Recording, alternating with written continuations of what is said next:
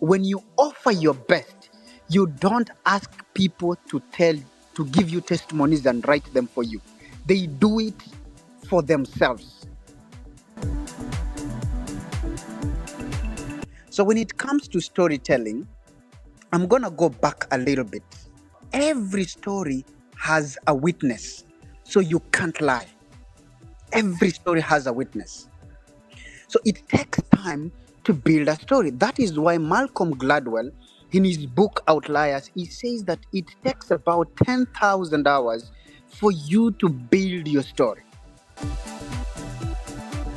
We need to look for a way to build ambassador of the people that we are serving, in that they move beyond just the offer that we are making, but they become part of the mission, part of what we are doing, part of why we are here.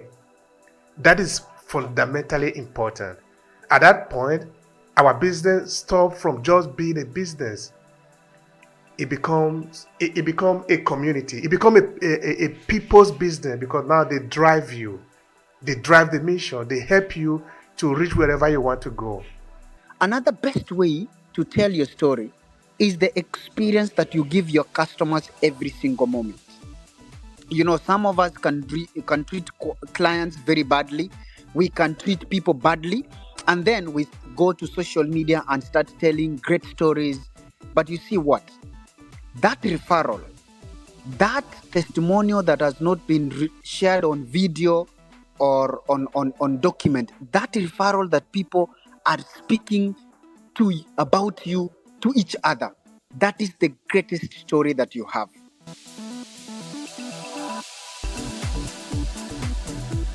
The story they tell about you is your brand.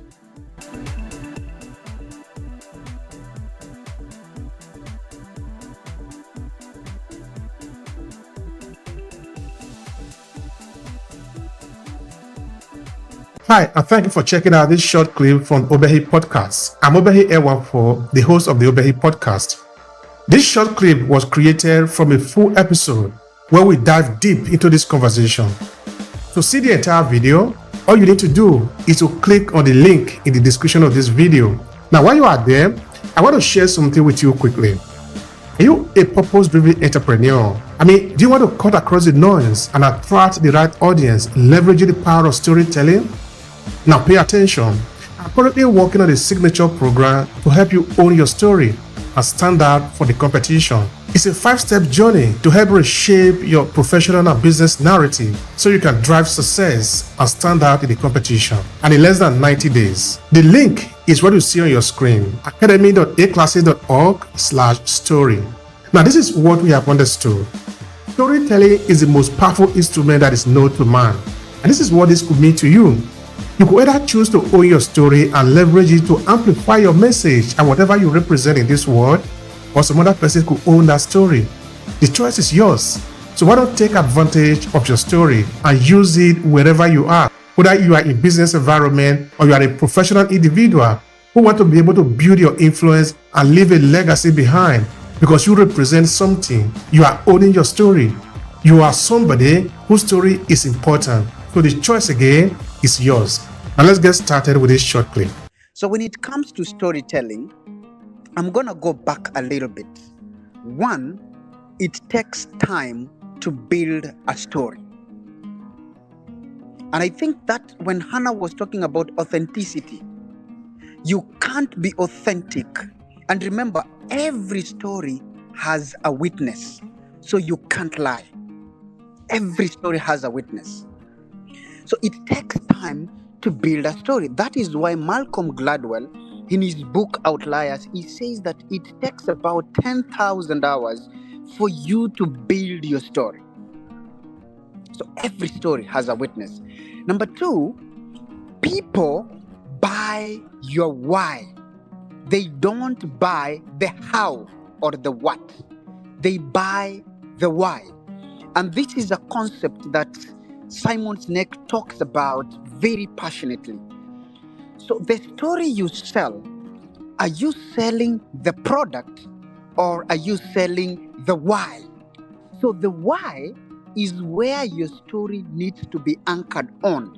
Even when you reach out to your clients and telling them to tell the stories according to the interaction and experiences they have had with you, they should be able to tell that testimonial and share that story from the why perspective, not the what and the how. And most of our African businesses and entrepreneurs, we normally sell the how and the what, and we forget the why. So the why is very, very important.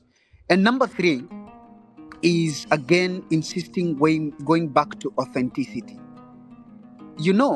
A lot of people say that fake it until you make it. I would rather fake it until I make it. We all human beings are lie detectors by nature. So you can't fake it. People will always tell when you are not authentic with your storytelling. So if you've just started building your story today, tell it as it is today. Let your clients tell it as it is today, not telling the dream and you are giving people different experiences. Another best way to tell your story is the experience that you give your customers every single moment. Some of us can treat clients very badly. We can treat people badly. And then we go to social media and start telling great stories. But you see what? That referral, that testimonial that has not been shared on video or on document, that referral that people are speaking about you to each other, that is the greatest story that you have. So to each other, when they're making calls to each other, chatting to each other, the story they tell about you is your brand. Because the videos can be doctored. We can pay people to tell stories about us. But what is the reality on the ground? Every single opportunity you get, tell your story by giving the best. Even if you're sweeping, give the best. When you offer your best, you don't ask people to give you testimonies and write them for you. They do it for themselves. Simon Sinek says that when people came to listen to I Have a Dream speech, there was no posters to invite them. There was no LinkedIn event for them to subscribe and get a reminder. Why? Because the people who came to listen to Dr. Martin Luther, they came there for themselves. They didn't come for him. So this is the point. Let us deliver our best and stop doctoring our offerings.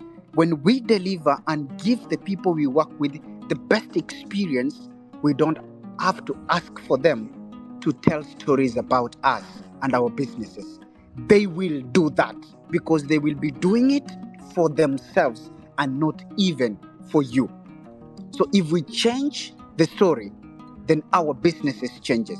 So the question is then, how do we go back and do our best and get stories being told about our businesses and ourselves without us asking for them?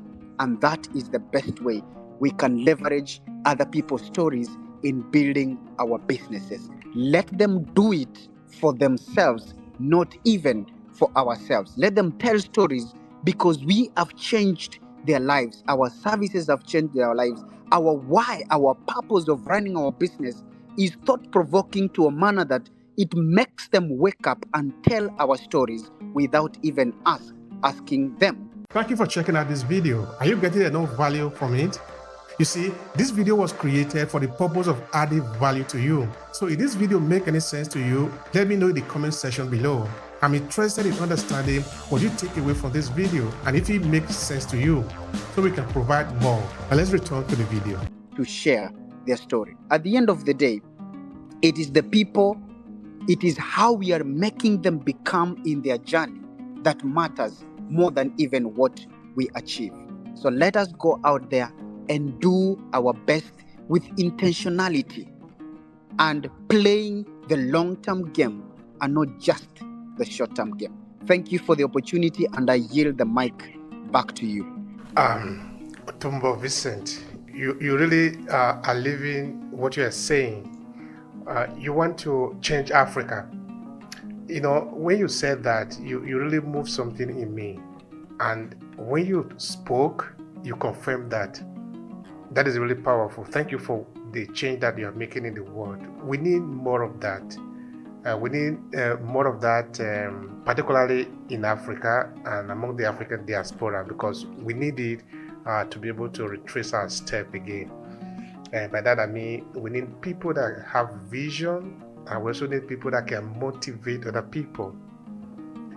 When you were speaking, some of the things that were actually moving in my head were like the quote by Maya Angelou, the famous African American writer, that people might forget what you say to them, but they will never forget how you make them feel. That feeling is what actually dragged that Million March. That feeling is what brought people to listen to Martin Luther King, confirming exactly what you're saying. And I think that is what our businesses should do too. We really need to do this. Anyway, I don't need to be repeating that because you already said it beautifully well. I'm only, because I cannot ignore. Is it possible for me not to just mention that, because I really love what you said. No? Thank you so much for that. We need to look for a way to build ambassador of the people that we are serving, in that they move beyond just the offer that we are making, but they become part of the mission, part of what we are doing, part of why we are here. That is fundamentally important. At that point, our business stops from just being a business. It becomes, what do I call it? It becomes a community. It becomes a people's business, because now they drive you. They drive the mission. They help you to reach wherever you want to go. Because until the people are supporting you, you can't really go that far. How far can you go? So it is important to serve the people, which is important that we enter into the market with the intentionality of service. Because if we do that, then we will have the people on our side. And the saying goes that whoever have the people on his or her side is the winner.